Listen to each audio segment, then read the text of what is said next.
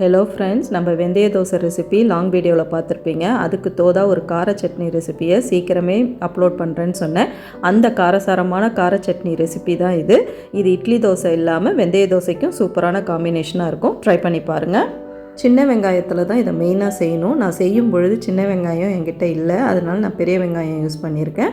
நீங்கள் சின்ன வெங்காயம் இருந்தால் நிறைய இந்த சின்ன வெங்காயம் சேர்த்து இதை செஞ்சு பாருங்கள். உண்மையிலே அல்டிமேட்டாக இருக்கும்.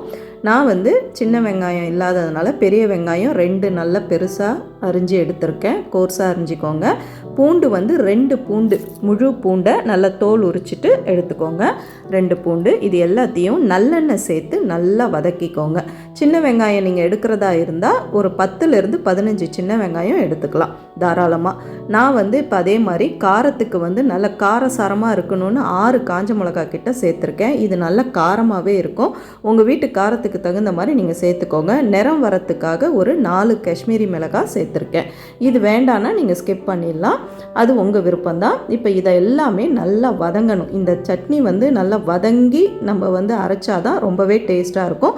ஒரே ஒரு நல்ல பழுத்த தக்காளி, கொஞ்சமாக சின்ன நெல்லிக்காய் சைஸுக்கு புளி, அதையும் சேர்த்து நல்லா வதக்கிக்கோங்க. இவ்வளோ தான் இதுக்கு தேவையான பொருட்களே.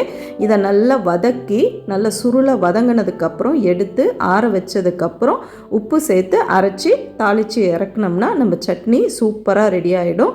இது இட்லி தோசை எல்லாத்துக்குமே சூப்பரான ஒரு காம்பினேஷன். கம்பு தோசை, கம்பு இட்லிலாம் நம்ம ரெசிபி போட்டிருப்போம், சிகப்பரிசி இதெல்லாம்.